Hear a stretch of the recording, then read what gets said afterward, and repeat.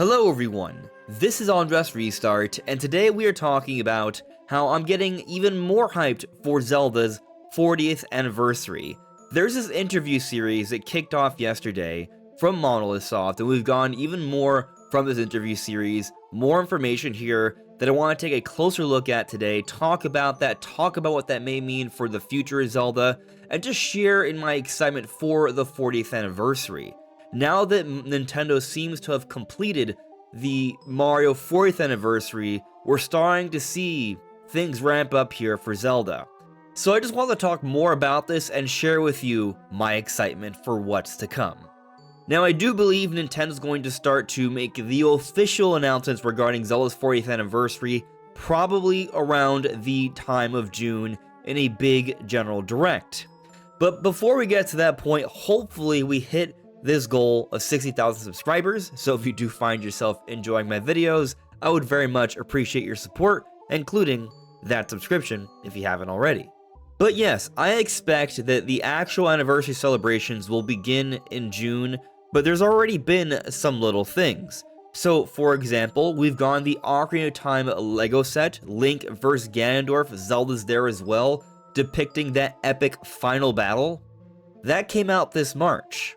Now, that was pretty much it for Zelda's celebration until this week. And that's likely because Nintendo's been so focused on Mario's 40th anniversary celebration, which they've told us multiple times the centerpiece was the Mario Galaxy movie, which came out last week. But now that it's out, it looks like the Zelda stuff is starting to crank up here. So now we have this Monolith Soft interview series, and we talked a little bit about this yesterday already. There's some interesting stuff on the site, how, for example, they mentioned here, we will continue to develop games that pursue even more new surprises and emotions. But they actually added something new, as you see here. It's new. They've added a new interview regarding the programming. So let's take a look at that here. This is Monolith Soft, to be clear. Monolith Soft does a lot of support work for different Nintendo games, such as The Legend of Zelda, but also Animal Crossing, Splatoon, and they're responsible for a lot of research and development, and the Xenoblade series. They were also recruiting throughout most of the Switch era for this new IP project set in a fantasy medieval world. We just have these couple bits of art here to kind of suggest the direction of it, and we don't know what's to come of this project. However, there are a series of codename leaks, different codenames for different Nintendo projects that were leaked a couple of years back, many of which have been confirmed already, but one of the few remaining ones is Project Legacy, said to be in development by Monolith Soft. Could we be about to see that project? And is it somehow related to The Legend of Zelda? We've discussed this before, it's an interesting consideration. But let's dive into this new interview about the programming for Tears of the Kingdom and Monolith Soft's involvement with it. So just reading through here, keep in mind this is a translation, a Google translation. Today we have joined us the programming team who were involved in the development of The Legend of Zelda Tears of the Kingdom, hereinafter referred to as this game. And so they bring up some different people. They don't say their full names, just like these little initials here, but here, he oversees programmers and technical artists at Monolith Soft. He also implemented one of the sages who accompanies the player. This would be Tulin. We'll get into that a little bit later. MK. I was in charge of a wide range of things, including NPCs, mini-challenges, and enemy characters. HN. I was in charge of enemy characters, implementing multiple enemies, including bosses. Now, I don't plan on reading through this entire interview. It will be linked in the description below, but I just want to highlight these people who work at Monolith Soft that are doing significant things with the development of a mainline Zelda game. Like, what's so interesting about this new interview series is that it's really highlighting just how involved Monolith Soft is. And why do I think this is an extremely big deal? I think it's an extremely big deal because, as we've been theorizing, and as was indicated in an interview from a few months back, Monolith Soft may be taking on an even larger role with The Legend of Zelda. Perhaps that even means they are going to be making other Zelda games outside of the mainline open-air Zelda games, which I'll be circling back to after I read through a little bit more of this interview stuff here. A workplace where you can communicate frankly. In what capacity were Monolith Soft's programmers involved in the development of this game? In game development, programmers' work can be divided into two areas: creating the fundamental mechanisms of the game, such as physical laws and graphical representation, and manipulating those mechanisms to implement the gameplay. Monolith Soft's programmers were responsible for the latter, working with Nintendo to implement the gameplay. And so I find this super fascinating here, because here they're talking about how their programmers work on manipulating the mechanisms to implement the gameplay. So this has a lot to do with how the game is going to play. This is really pivotal, this is really important stuff. Like, some people might be concerned that if Monolith Soft were left to be the sole developer for a Zelda game, maybe they couldn't really retain the magic if they're not working alongside the Zelda team. But when we hear things like this, how their programmers are the ones that are responsible for manipulating the mechanisms to implement the gameplay, I think that's highly suggestive that they can definitely do some extremely meaningful things here, and I still think that whatever sort of Zelda project they might work on outside of open-air Zelda, the appropriate people would still be overseeing it. Like, I'm sure Aonuma would be somewhat aware of what's going on. But this is a team that's been building up their relationship with the Zelda team for generations at this point. They've worked on several Zelda games, and their roles have been expanding game by game. Continuing here, in a previously published interview, I heard that a programmer from Monolith Soft joined the development of the Zelda series, starting with the downloadable content of Breath of the Wild, the Champion's Ballad. Yes, for this title, Monolith Soft was more deeply involved in the development, so the number of people involved is larger than when we were working on the downloadable content. I mean, there it is right there. They're telling us that they're continually taking on a larger and larger role. They took on their largest role yet with Tears of the Kingdom, and it seems that with the next project, they'll be taking on an even larger role. Skipping down to this part right here, I imagine you had to communicate with other sections during development, is that correct? I communicated closely with other sections, just as I did with other programmers. I talked to all sorts of people before a single piece of content was completed. For example, there's a wise character named Churi whose behavior I was in charge of programming. I feel like this is a translation thing, because here they say this character is a bird, so he follows Link while flying. They must be referring to Tulin here. As I was implementing it, I was tempted to make him fly more freely to make him seem more like a bird, but then the player would be in trouble if he wasn't nearby when they needed his help. On the other hand, if I made him constantly stick to Link's back, his movements would become mechanical like a drone, and he wouldn't seem like a living creature. Continuing here, it seems that both realistic depiction of lifelike movements and functionality that makes it enjoyable to play with were necessary. That's right, we continue to search for the perfect balance of expression with Nintendo, and the character was completed through careful dialogue with everyone involved, considering how to play comfortably in any situation, such as how to behave in caves and dungeons, how to handle boss battles, how to interact with other characters and other sages, and so on. Here, ensuring the game could be played properly in any situation was the same for all actions and items, not just the sage. Therefore, each programmer was involved in a wide range of tasks, and refining a single gameplay element required collaboration with many people. And so I think that's enough for this particular interview right here. It just really highlights how responsible the Monolith Soft team was with different elements of Tears of the Kingdom. Like, I remember when we first heard about Monolith Soft's involvement with Zelda, given what they've done with Xenoblade, I kind of imagined they just sort of helped out with the giant, wide environments. But as we're reading through with this interview, it goes well beyond that. Let's now go back to the interview that came out yesterday and take a little bit of a closer look, the character art modeling interview.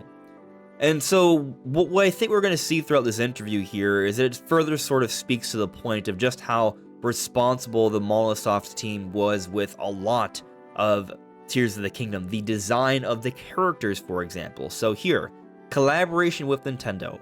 How were the models for this work created?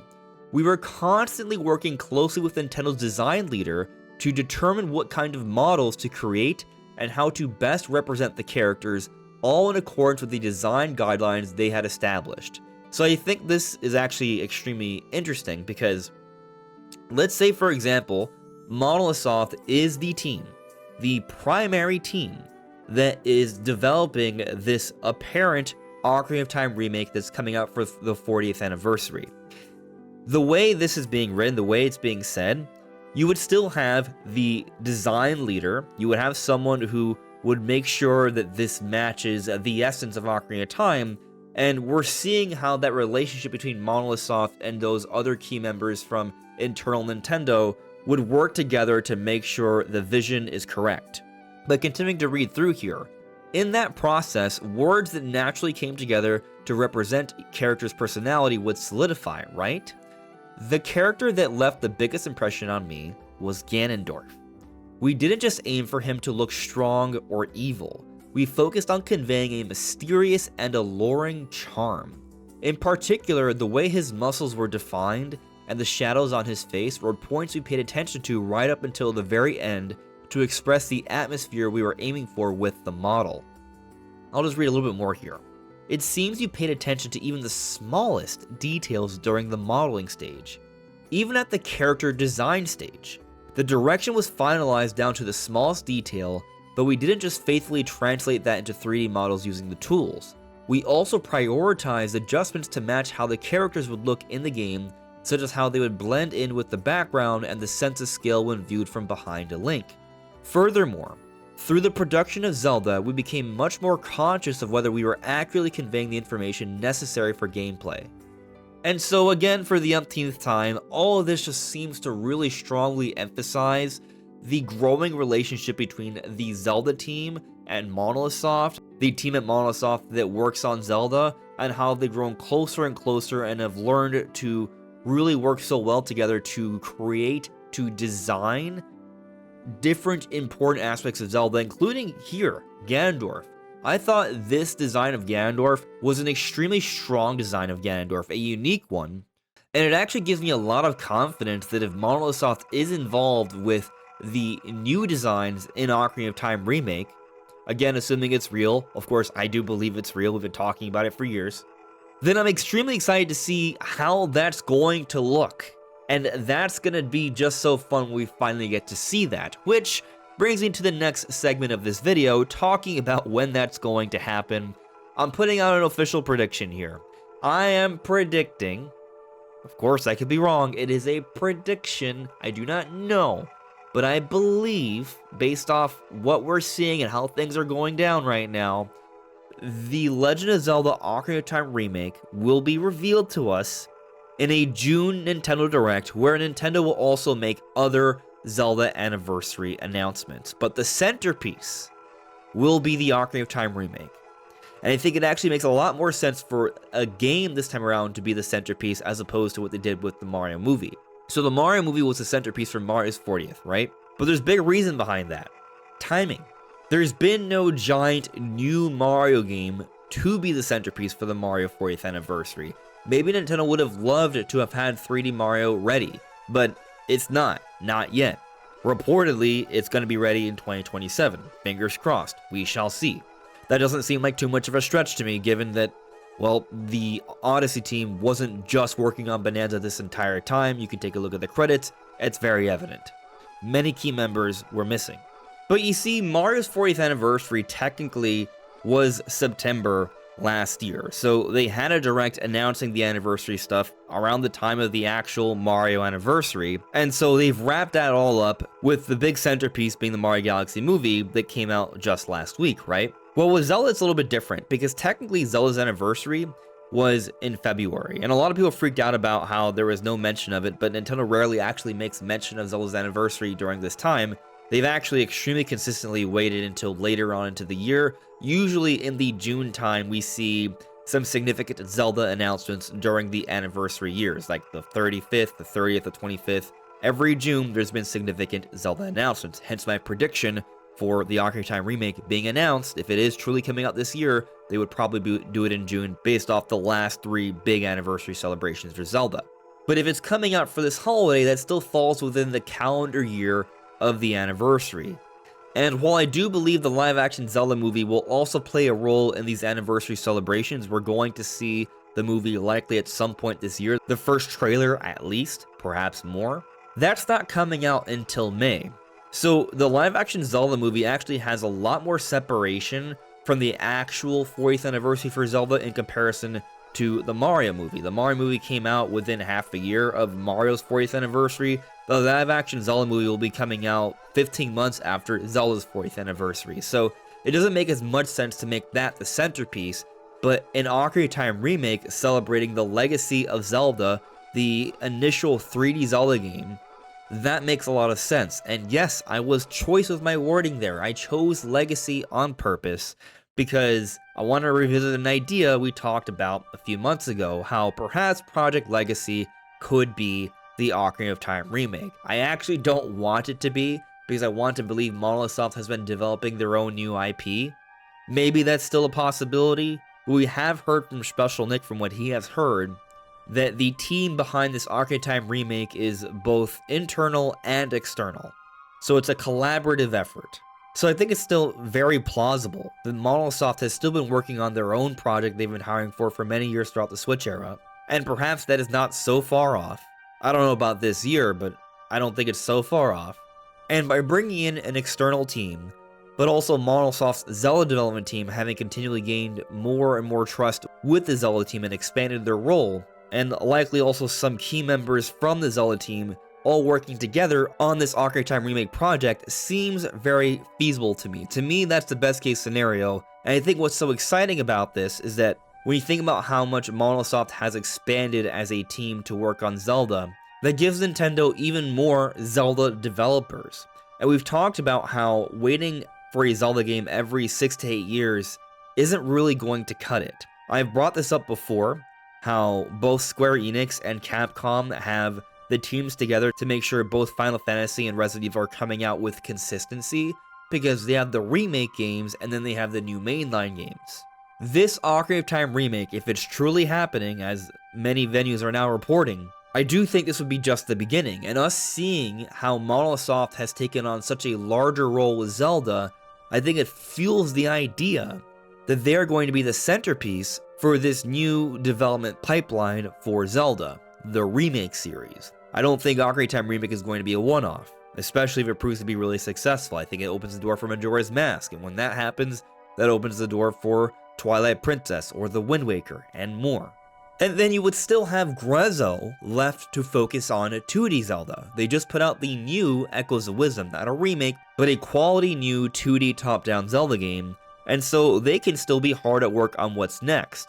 We've had conversations about there being a 2D Zelda game, maybe a remake not being so far off. Perhaps that's still happening, I think it is. I don't know if Nintendo would put both in the same year, but maybe they can still come out within a calendar year. If Nintendo is pushing Mario in such a big way where they have multiple Mario releases and the movie stuff for its anniversary, maybe Nintendo could also do something similar where there are multiple Zelda releases. They would just want to make sure they feel very different from each other and there would be the appropriate spacing. So maybe that 2D Zelda wouldn't come out this year, would come out next year, but with the hype of the movie, with the hype of the Ocarina of Time remake, I think there'd be a lot of Zelda conversation, thus boosting the sales for this 2D Zelda that could hypothetically be ready in 2027 if it's not coming out this year. And so I'm just excited. We're in April. June is not that far off, and we're going to get at least a little bit more information from Monolith Soft here, but I wouldn't be surprised if we find more little hints and things of that nature, very similar to how we've seen hints leading up to Mario's big anniversaries. We shall see. But what do you all think? Let me know in the comments below. This is AndresRestart. Thank you so much for listening and watching, and I will see you all really soon. Take care. Bye.